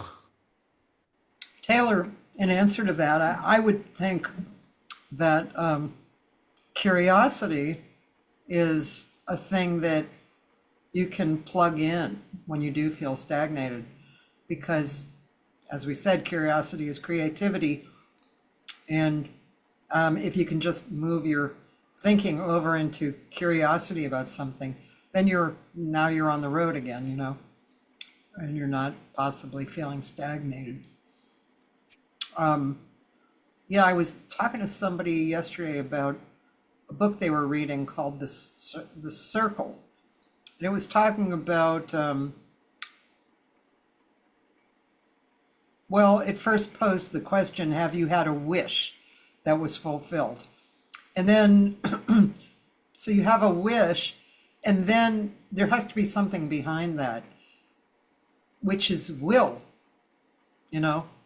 You have to have the will to think about that wish, and then if it's just a wish, it may just kind of fly away. But if you have some will behind the wish, then in all likeliness, the universe is going to start kind of forming that up for you, and so many of the intangible things that unfortunately we're not really taught in school about. Because just imagine if we were taught about that kind of stuff. Wow, a lot of magical stuff happening. But I think that's one thing that comes to mind. Curiosity. But then, what makes you plug curiosity in? Willpower, whatever you want to call it. It's like yeah, I've been listening to a lot of things that have been kind of focusing me in on this kind of stuff. Where are you at? How do you do it? How do you think? How do you place yourself there? Is practicing meditation the answer? For some people it is, because you're being there. You're just being there and Wow. noticing everything, But there's so much to that, right? I I got on this thing during lockdown where, I've had like these kind of phases of different things. I had this question like, how can I get more, absorb more, understand more, have more available from the things I play and or practice?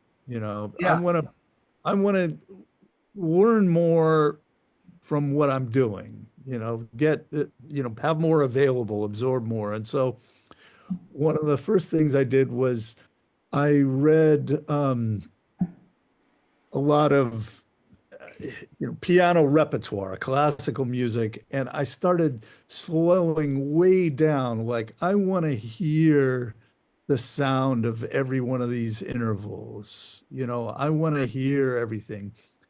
And then I figured out, hey, if I play this slowly, I can play things that I would never be able to perform. I can play very difficult music if I do it super slowly. Oh, I can play all this Rachmaninoff now, if I move it slowly enough.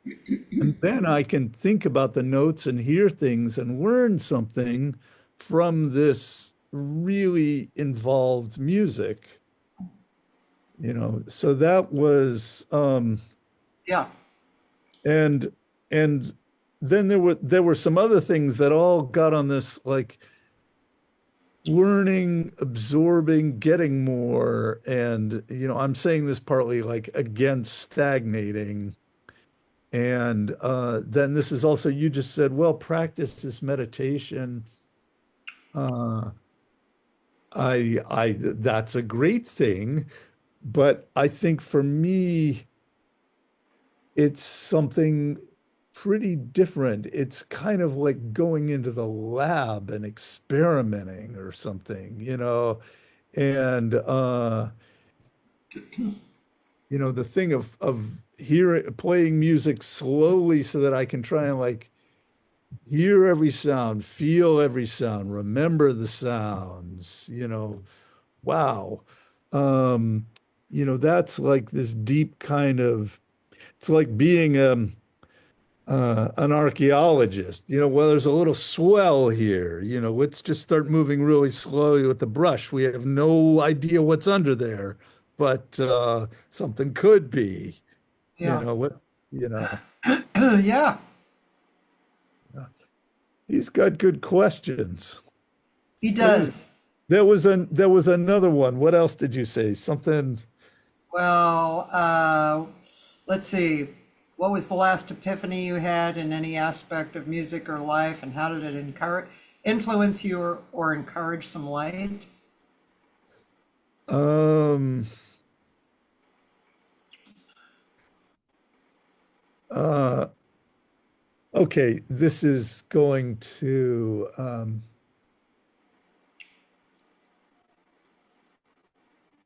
Let me make this general enough that it'll make sense. I had sort of an assignment to arrange like combine two pieces of music that were super different, and I was like, well, let me do this in a way, like write an arrangement of like a medley, if you want, Yeah.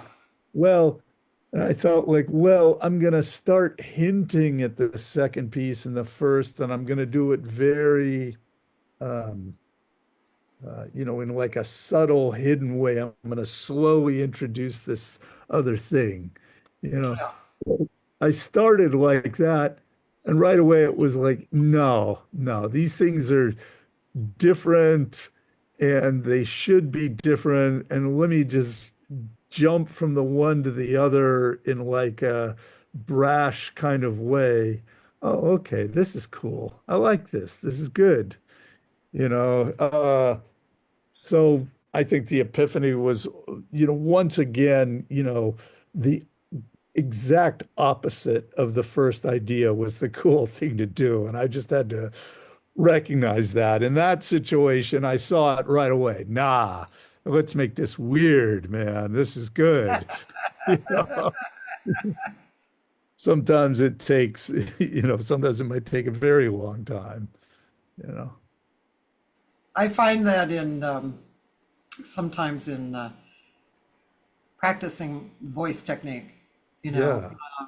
and I'll be practicing something and it will be opposite of what I know I have believed up till this point.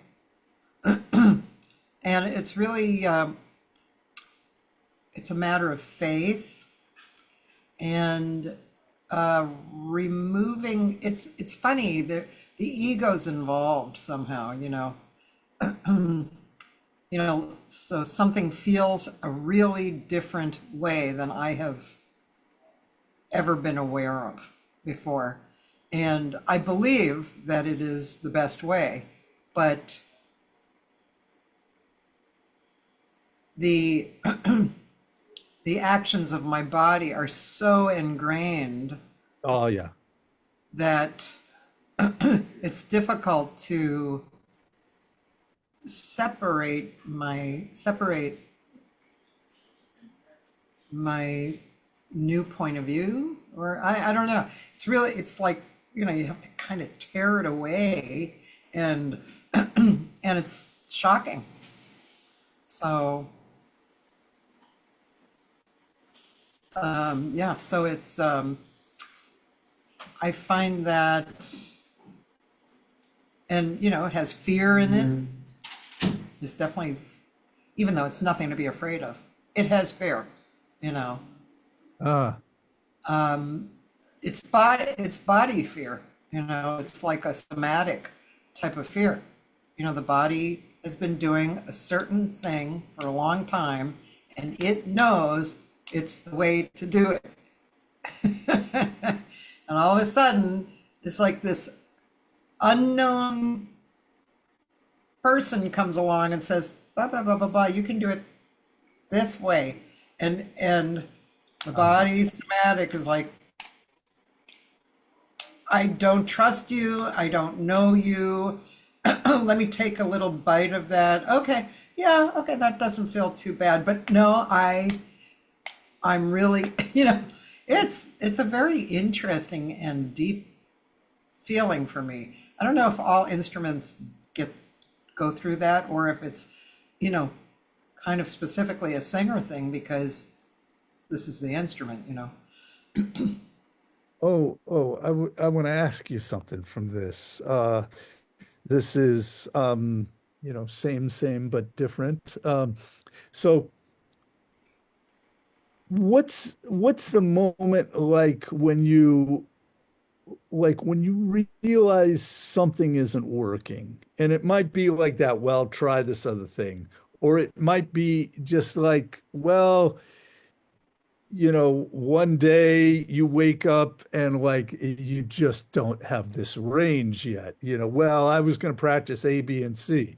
Oh, I have no C. Okay, great.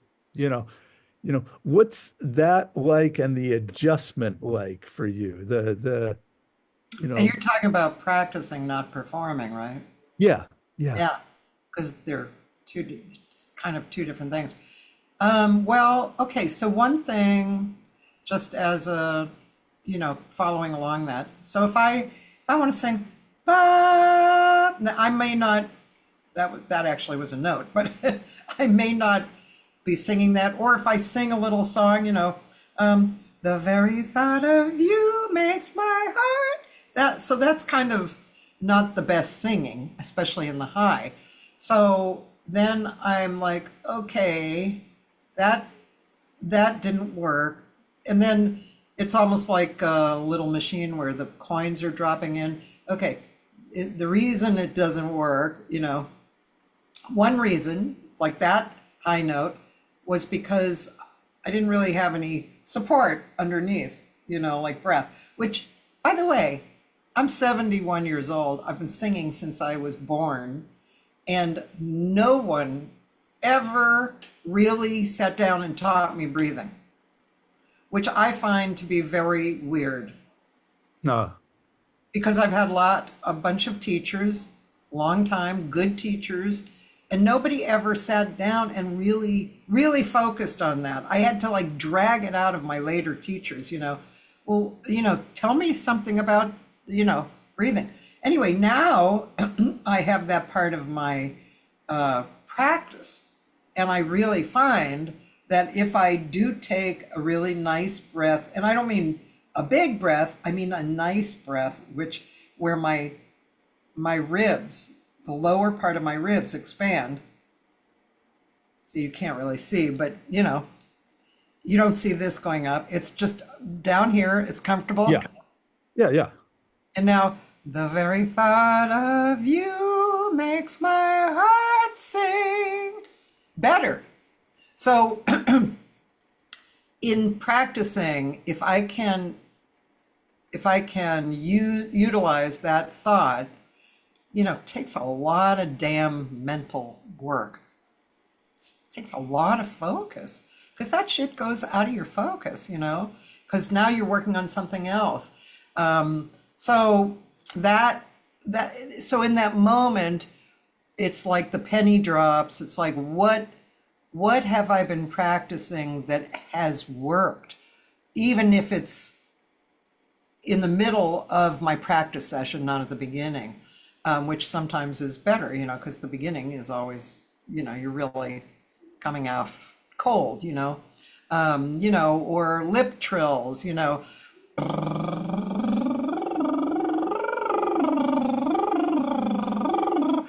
that, why does the voice work so well? Why do you not hear these various dynamics in the voice? The very thought of you makes my heart sing.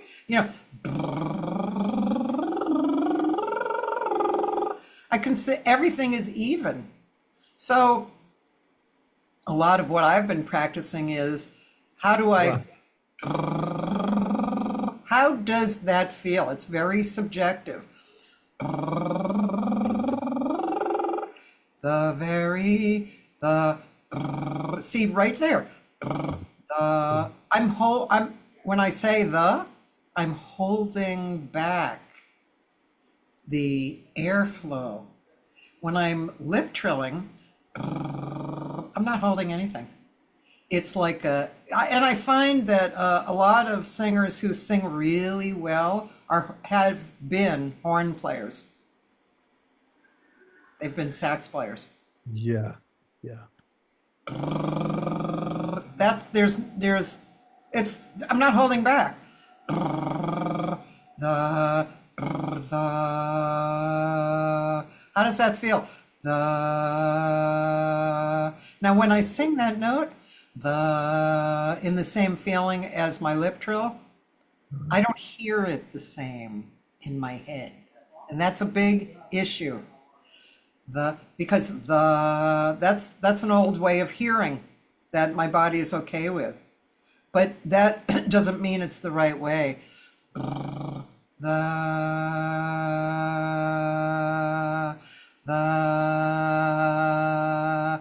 feels and sounds really different. And that's what I have to practice over and over.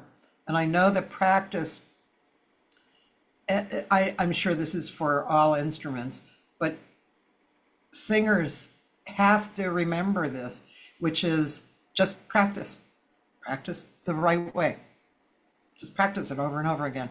Doesn't matter. You don't have to, whatever. You don't have to go through all these thinking things about it. You know, I have singers say, "Oh, I can't practice every day." Yes, you can. And you just do it.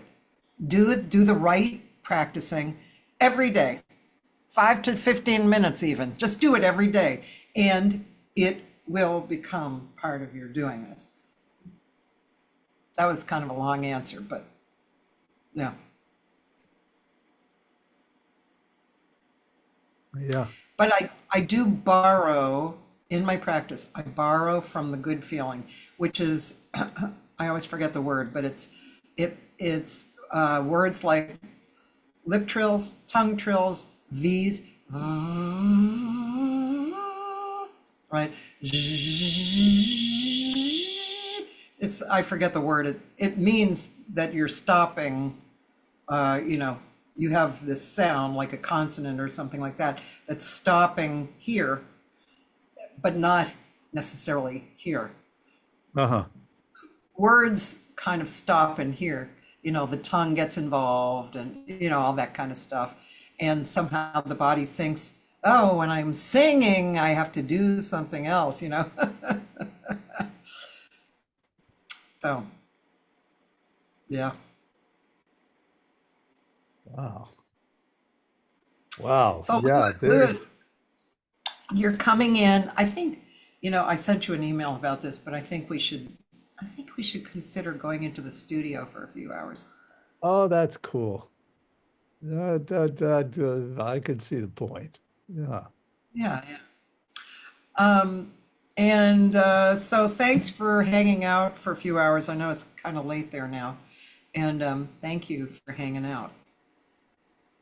Yeah. Yeah. Yeah. It's 11 11 p.m., it's Yeah, night here. yeah. You know. Anyway, I've been doing 2 shows a week lately. So Friday, ladies and gentlemen listening, I'm going to have a really good singer from New York on, Emily Braden. She's really good. She's on the younger side. She's kind of a soulful singer, kind of mixing R&B and blues with jazz. But she's a jazz singer, but she's really good. I really like her style, and her personality seems very real. So anyway, that's Friday. And anybody who's in town here, Saturday I have a gig, and you can go on my website to see. It's in Pasadena. It's a short gig, so come on out. I'm gonna play with Gary Fukushima, the guy who doesn't play on one. cool. I was talking with Sharon Anig this afternoon. She's a jazz singer in Vienna, and I was saying about this, about the podcast, and she knows you and knows the podcast. Oh, That was, really? yeah, yeah. Oh, that's cool. So she probably, watched some of this on one of the formats, on Facebook or something. She said she, Yeah. yeah, Yeah, that's great. That's really nice. yeah, Yeah, unfortunately couldn't get on YouTube today because I don't know. I just yeah. don't get why they say I need permission. I have permission. I am the permission. Anyway, Terry, if you know anything about that, it would be great to talk to you about that. But so, Louis, I'll see you soon in a few weeks, and I'm looking forward to that. And oh, Kathleen Crone is going to reach out to you. She wants to say hi to you. Kathleen Crone. Okay. Hello, Kathleen. And hello, Yeah, Tammy. yeah. Yeah, Oh, yeah. Sharon's actually here. Hi, Sharon. Okay. Hey, Cool. Sharon. Yeah. All right. Okay. Well, thank you. Thanks, Louis, and we'll see you in a few weeks. I'm looking forward to that. That's great. Me Thanks, too. Kathy. Thank you. Too. Bye, everybody. Have a good week.